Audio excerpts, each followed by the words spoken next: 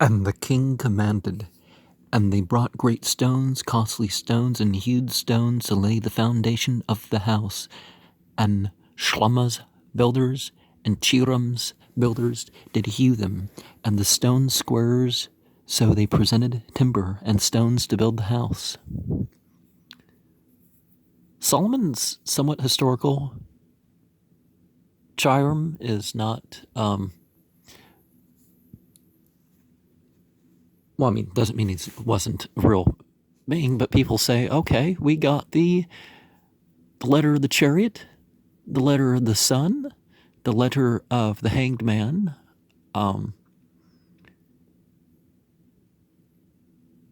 which form quite the allegory, don't they?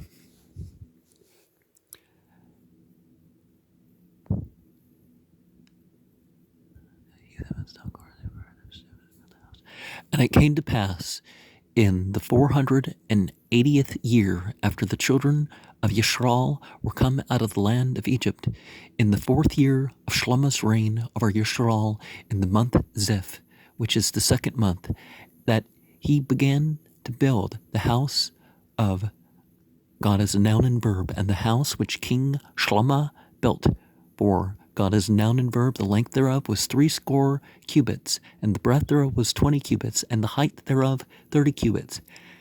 And the porch before the temple of the house, 20 cubits was the length thereof, according to the breadth of the house, and 10 cubits was the breadth thereof before the house.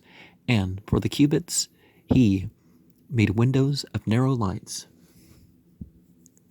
And against the wall of the house he built chambers round about, against the walls of the house round about, both of the temple and of the oracle, and he made chambers round about. The nethermost chamber was 5 cubits abroad, and the middle was 6 cubits abroad, and the third was 7 cubits abroad, for without in the wall of the house he made narrowed rests round about, that the beams should not be fastened in the walls of the house, and the house, when it was in the building, was built of stone, made ready before it was brought thither, so that there was neither hammer nor axe nor any tool of iron heard in the house while it was in building.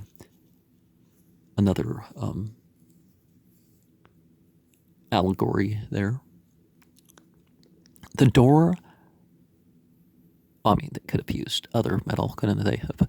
The door for the middle of the chamber was in the right side of the house, and they went up with winding stairs into the middle chamber, and out of the middle into the third. So he built the house and finished it, and covered the house with the beams and boards of cedar. And then he built chambers against all the house, 5 cubits high, and they rested on the house with timber of cedar,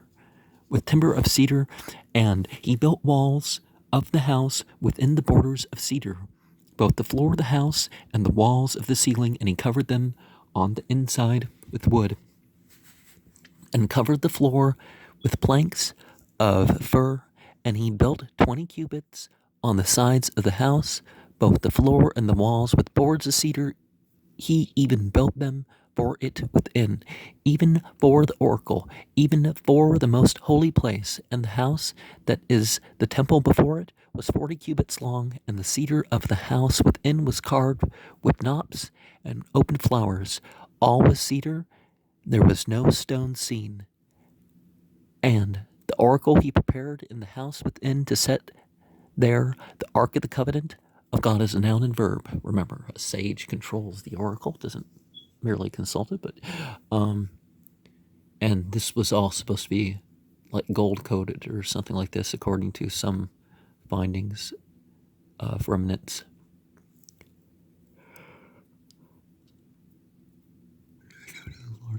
And the oracle of the forepart was 20 cubits in length, and 20 cubits in breadth, and 20 cubits in height thereof.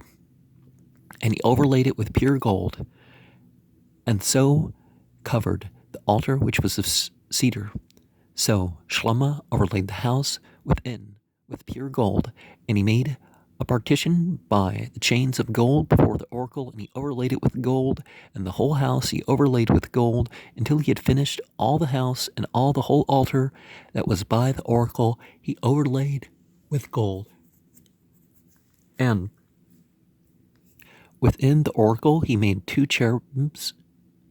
No S. The im is the plural, anyways. The cherubim of olive tree.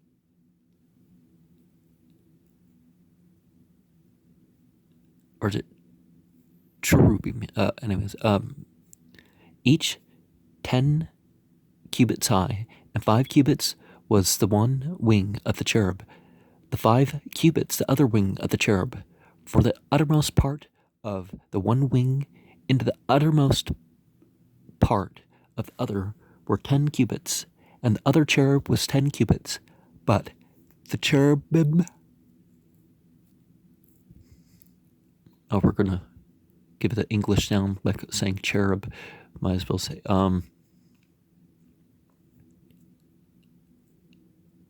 both the cherubs were of, and it's transferred in English anyways, both the cherubs were of one measure and one size. The height of one cherub was 10 cubits, and so it was with that of the other cherub. And he set the cherubs within the inner house, and they stretched forth the wings of the cherubs, so that the wing of one touched the one wall, and the wing of the other cherub touched the other wall, and the wings touched each other. They touched one another in the middle of the house, and he overlaid the cherubs with gold, and he carved all the walls of the house about with carved figures of cherubs, and palm trees, and open flowers within and without. And the floor of the house he overlaid with gold within and without. And for the entering of the oracle he made doors of olive tree. The lintel and side post were a 5th part of the wall. The 2 doors also were of olive tree, and he carved upon them carvings of cherubs and palm trees and open flowers, and overlaid them with gold, and spread gold upon the cherubs and upon the palm trees.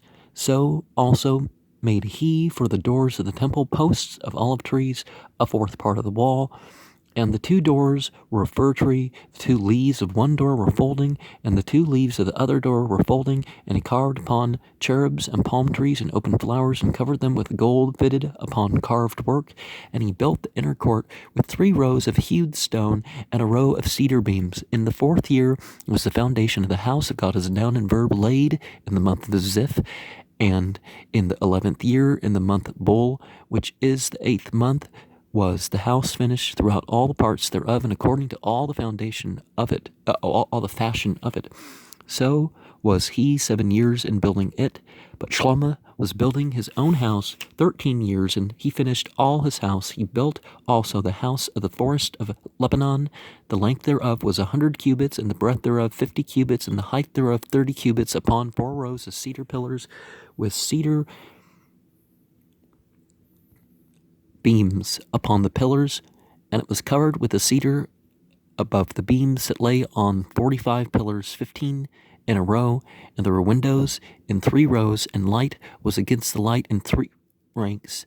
And all the doors and posts were square with the windows, and light was against light in 3 ranks. There is some reduction of this furniture and building stuff in this one, but I thought they were going to skip more of it. And it made a porch of pillars. The length thereof was 50 cubits, and the breadth thereof 30 cubits. And the porch was before them, and the other pillars and the thick beam were before them. Then he made a porch for the throne, where he might judge, even the porch of judgment, and it was covered with cedar from one side of the floor to the other. And his house where he dwelt had another court within the porch, which was of the like work. Shlomo made also a house for Pharaoh's daughter, whom he had taken to wife, like unto this porch. All these were of costly stones, according to the measure of hewed stones, sawed with saws, within and without, even from the foundation unto the coping, and so on the outside toward the great court. And the foundation was of costly stones, even great stones, stones of 10 cubits, and stones of 8 cubits, and above were costly stones after the measures of hewed stones and cedars. And the great court round about was with 3 rows of hewed stones, and a row of cedar beams, both for the inner court of the house of God as a noun and verb, and for the porch of the house. And King Shlomo made a navy of ships in Ezion Geber, which is beside Elath on the shore of the Red Sea.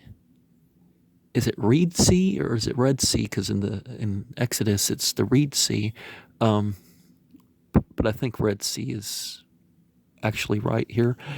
In the land of Edom, and Chiram sent in the navy his servants, shipmen that had knowledge of the sea, with the servants of Shlomo, and they came to Ophir and fetched from thence gold 420 talents.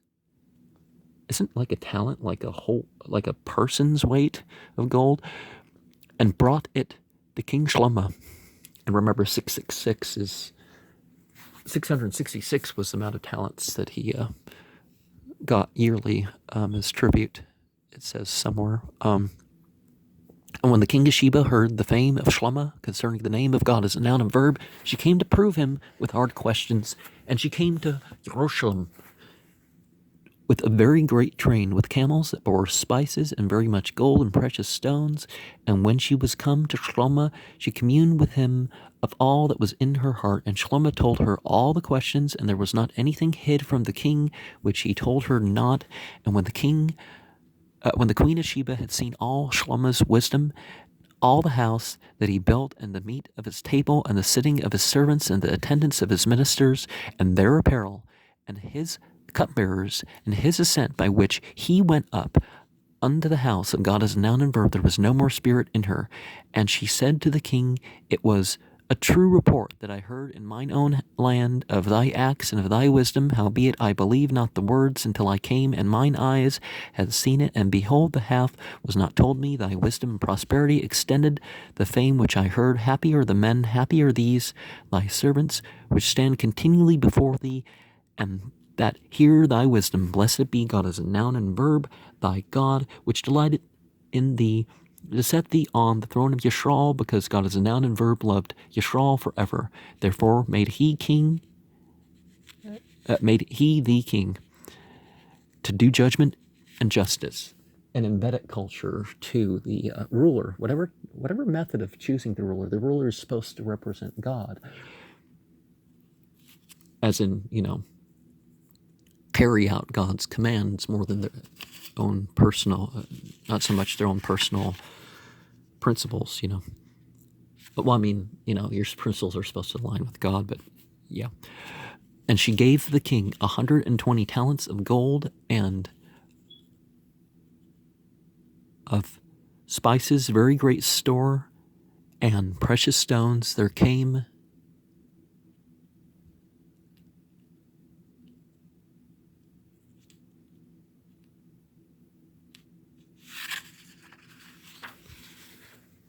no more such abundance of spices as these which the queen of Sheba gave to King Shlomo.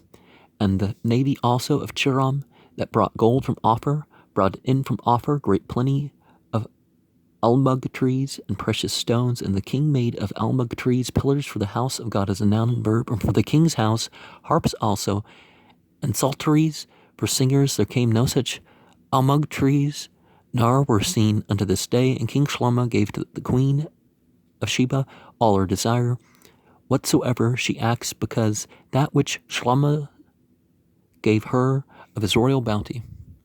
Oh, besides that which Shlomo gave her of his royal bounty.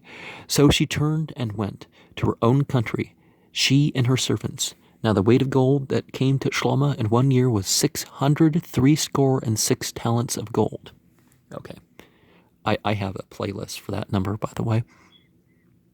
Beside that he had of the merchantmen, and of the traffic, of the spice merchants, and of all the kings of Arabia, and of the governors of the country. And King Shlomo made 200 targets of beaten gold. 600 shekels of gold went to one target. And he made 300 shields of beaten gold. 3 pounds of gold went to one shield. And the king put them in the house of the forest of Lebanon. Moreover, the king made a great throne of ivory, and overlaid it with the best gold. The throne had 6 steps, and the top of the throne was round about, and there were stays on either side of the place of the seat, and 2 lions stood beside the stays, and 12 lions stood there on one side, and the other upon 6 steps that was not the like made in any kingdom. And all King Shlomo's drinking vessels were of gold, and all the vessels of the house of the forest of Lebanon were pure gold. None were of silver, if nothing accounted of in the days of Shlomo. For the king had set at sea a navy of Tarshish with a navy of Chiram. Once in 3 years came the navy of Tarshish, bringing gold and silver and ivory and apes and peacocks. So King Shlomo exceeded all the kings of the earth for riches and for wisdom. But King Shlomo loved many strange women. Well, there's a difference between strange and bad. Sometimes strange is just what you're looking for, but that's not really what they mean. Approaching things with lawful behavior, of course. Together with the daughter of Pharaoh, women of the Moabites, Ammonites, Edomites, Sidonians, and Hittites, of the nations concerning which God has noun and verb said unto the children of Israel, Ye shall not go into them, neither shall they come in unto you, for surely they will turn away your heart after their entities, after whom they consider to be gods. The language is not as clear in tonic in some of these regards. It's not that they're accepting these things as gods. Because no other god before me means you don't accept that they exist. So it's a language issue that some people miss. Shlomo cleaved unto these in love, and he had 700 wives, princes, and 300 concubines, and his wives turned away his heart. Now, this is actually an afterthought. This wasn't part of the historical Solomon, but for some reason they wanted him to be a polytheist and some other stuff, yeah. For it came to pass when Shlomo was old that his wives turned away his heart after other considered to be gods, and his heart was not perfect with God as a noun, his verb, his God, as with the heart of Dawood, his father. For Shlomo went after Ashtaroth, whom the Sidonians considered to be a goddess. Oh, I should use the plural, shouldn't I? Sidonim, and after Milcom, the abomination of the Ammonim. And Shlomo did evil in the sight of God as a noun and verb, and went not fully after God as a noun and verb, as did Dawood his father. Then did Shlomo build a high place for Chemosh. You've seen that mentioned in, one of my seasonals. The abomination of Moab, in the hill before Jerusalem, and for Moloch, Melech Taus.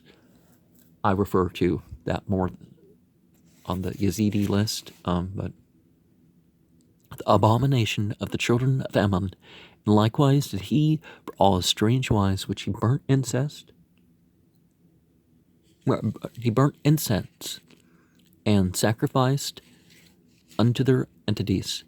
And God as a noun and verb was very angry with Shlomo because his heart was turned away from God as noun and verb, God of Yisrael, which had appeared unto him twice. A theophany doesn't mean like, it means in some incarnation aspects, and had commanded him concerning this thing, that he should not go up after others considered to be gods. Now, the males and the females in that respect is what we're talking about, because Yahweh goes beyond the whole male and female paradigm of the jinn, who are male and female. But he kept not that which God as a noun and verb commanded. Wherefore God as a noun and verb said unto Shlomo, Forasmuch as this is done of thee, and thou hast not kept my covenant and my statutes which I have commanded thee, I will surely rend the kingdom from thee, and will give it to thy servant. Notwithstanding, in thy days I will not do it for Dawood thy father's sake, but I will rend it out of the hand of thy son. Howbeit, I will not rend away all the kingdom, but will give one tribe to thy son for Dawood my servant's sake, and for Yeshurun's sake, which I have chosen. And Jeroboam, I don't know how it's spelled, but there's no J sounds in that language, the son of Nebat, and Ephrathim of Zeradah, Shalom's servant, whose mother's name was Zeruiah, a widow woman. Even he lifted up his hand against the king, and this was the cause that he lifted up his hand against the king. Shlomo built Millo, and O is not really a sound, so I don't know whether they're going to using a w or a h or a ah, or in most cases, u is like an in between, but Milo, and repaired the breaches of the city of Dawood his father, and the man Jeroboam was a mighty man of valor. And Shlomo, seeing the young man that he was industrious,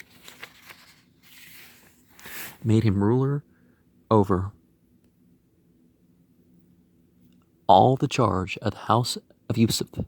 And it came to pass at that time, when Jeroboam went out of Jerusalem, that the prophet Ahijah the Shilonim found him in the way, and he had clad himself with a new garment, and they two were alone in the field, and Ahijah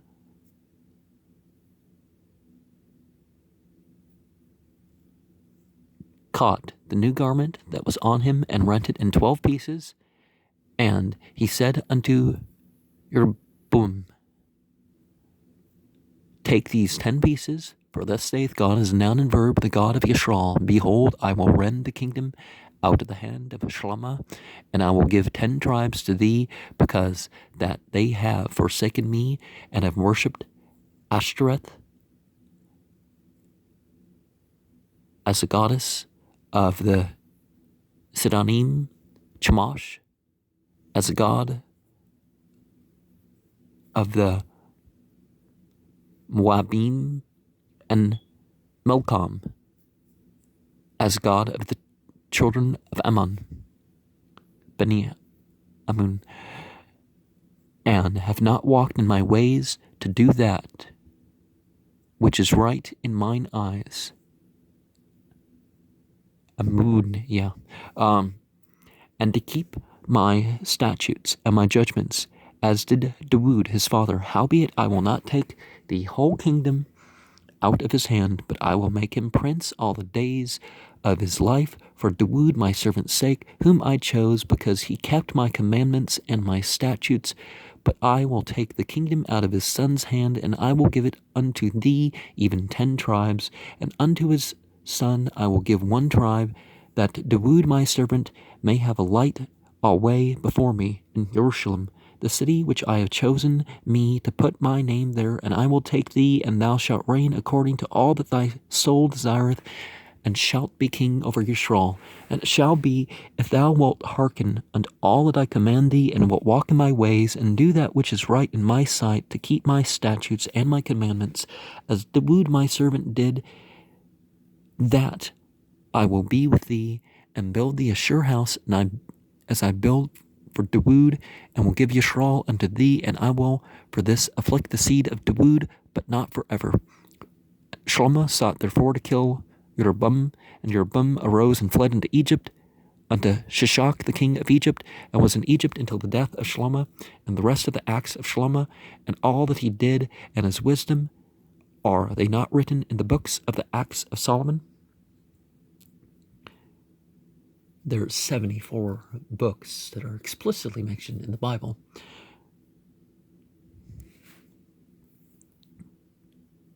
Some of them are bigger than the Bible. I don't think that one was, though. And the time that Shlomo reigned in Jerusalem over all Yisrael was 40 years, and Shlomo slept with his fathers, and was buried in the city of Dawood his father. Rehoboam his son reigned in his stead. The division of the kingdom. And Rehoboam went to Shechem, for all Yisrael were come to Shechem to make him king. And it came to pass when Rehoboam the son of Nebat, who was yet in Egypt, heard of it, for he was fled from the presence of King Shlomo. And Jeroboam dwelt in Egypt, and they sent and called him, and Jeroboam and all the congregation of Yisrael came, and spake unto Rehoboam, saying, Thy father made our yoke grievous. Now therefore make thou the grievous service of thy father, and his heavy yoke which he put upon us lighter, and we will serve thee. And he said unto them, Depart yet for 3 days, and then come again to me. And the people departed, and King Rehoboam consulted with the old men that stood before Shlomo his father while he yet lived, and said, How do you advise that I may answer the people? And they spoke unto him, saying, If thou wilt be a servant unto this people this day, and will serve them, and answer them, and speak good words to them, then they will be thy servants forever. But he forsook the counsel of the old men which they had given him, and consulted with the young men that were grown up with him, and which stood before him. And he said unto them, What counsel give ye, that we may answer this people who have spoken to me, saying, Make the yoke which thy father did put upon us lighter. And the young men that were grown up with him spoke unto him, saying, Thus shalt thou speak unto this people that spoke unto thee, saying, Thy father made our yoke heavy, but make us thou it lighter unto us. Thus shalt thou say unto them, My little finger shall be thicker than my father's loins. Okay. And now whereas my father did lay you with a heavy yoke, I will add to your yoke. My father hath chastised you with whips, but I will chastise you with scorpions. Now, no need to be dishonest with your insults and whatnot. So Jeroboam and all the people came to Rehoboam the 3rd day, and the king, as the king had appointed, saying, Come to me again the 3rd day. And the king answered the people roughly, and forsook the old men's counsel that they gave him, and spoke to them after the counsel of the young men, saying, My father made your yoke heavy, and I will add to your yoke. My father also chastised you with whips, but I will chastise you with scorpions. Could that be a astrological reference? Which would now be like sort of a April, January thing.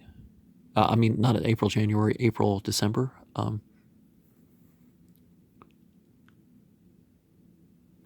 Wherefore, the king hearkened not unto the people, for the cause was from God as a noun and verb, that he might perform his saying, which God as a noun and verb spoke by Ahiah the Shalonim unto Jeroboam the son of Nebat. And so when all Yisrael saw that the king hearkened not unto them, the people answered the king, saying, What portion have we in Dawood? Neither have we inheritance in the son of Yeshai. To your tents, O Yisrael, now see to thine own house, Dawood. So Yisrael departed unto their tents. But as for the children of Yisrael, which dwelt in the cities of Yehudah, Rehoboam reigned over them. Then King Rehoboam sent Adoram, who was over the tribute, and all Yisrael stoned him with stones, that he died. Therefore King Rehoboam made speed to get him to his chariot to flee to Jerusalem. So Yisrael rebelled against the house of Dawood unto this day. And it came to pass, when all Yisrael heard that Jeroboam was come again, that they sent and called him into the congregation, and made him king over all Yisrael. There was none that followed the house of Dawood, but the tribe of Yehudah only, Elijah the Tishbite. And the 38th year of Asa the king of Yehudah began Ahab the son of Omri to reign over Yisrael. And Ahab the son of Omri reigned over Yisrael in Samaria 22 2 years. And Ahab the son of Omri did evil in the sight of God as noun and verb above all that were before him. And it came to pass as if it had been a light thing for him to walk in the sins of Jeroboam the son of Nebat, that he took to wife Azbal, the daughter of Athbal, king of the Sidonim, and went and served Baal and worshipped him, and reared up an altar for Baal in the house of Baal. Baal is given the same role as Jesus in some of the myths, like a son of El, who is the Lord. Sometimes a savior role. It depends, but it's the same sort of position either way. Which had built in Samaria, and Ahab made a grove, and Ahab did more to provoke God as noun and verb, God of Yishral, to anger than all the kings of Yishral that were before him.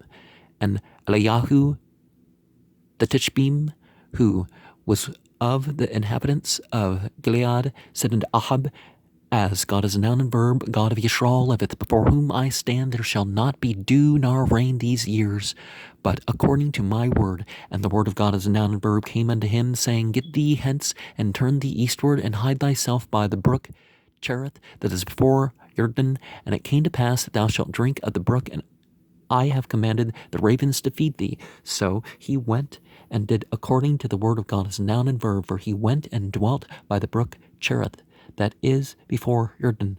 And the ravens brought him bread and flesh in the morning, and bread and flesh in the evening, and he drank of the brook. And it came to pass after a while that the brook dried up, because there had been no rain in the land. And the word of God as noun and verb came unto him, saying, Arise and get thee to Zarephath, which belongeth to Sidon, and dwell there. Behold, I have commanded a widow woman there to sustain thee. So he arose and went to Zarephath. And when it came to the city, to the gate of the city, behold, the widow woman was there fetching a gathering of sticks. And he called to her and said, Fetch me, I pray thee, a little water in a vessel that I may drink. And she was going to fetch it. He called to her and said, Bring me, I pray thee, a morsel of bread in thine hand. And she said, As God is noun and verb, thy God liveth. I have not a cake, but a handful of meal in a barrel, and a little oil in a cruse.